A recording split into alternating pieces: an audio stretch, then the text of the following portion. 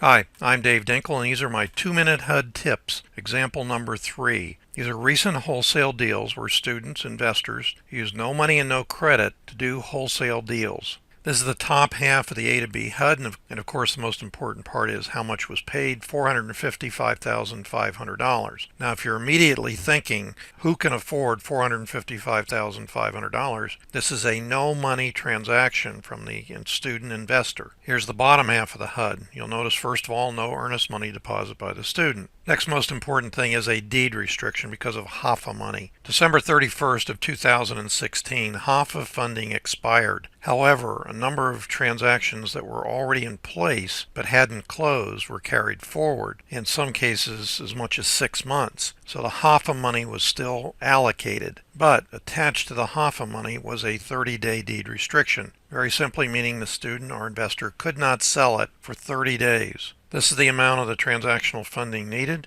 $444,235.95, and this is the top half of the B to C HUD. So he's going to now sell the property. Sale price, $489,000 even. Now we're getting into, again, kind of the money shot of the deal. It's the bottom half of the HUD statement. First of all, buyer's earnest money deposit was $25,000. So had this end buyer not closed, we would have taken a $25,000 earnest money deposit, less the deposit that we had on the A to B side, which actually was only $1,000 if it had been put on the HUD. That's another story. How do you get small earnest money deposits on high-priced properties? There is a technique to do that. There's the transactional funding that was paid back at closing. This was done in 2 parts from 2 different accounts. Is that the profit? $26,833.33. What's important to notice on this one is that's the profit on the HUD. However, the first investor who came to look at this property wanted it so badly put down a $20,000 earnest money deposit, and he could not get hard money financing. We canceled it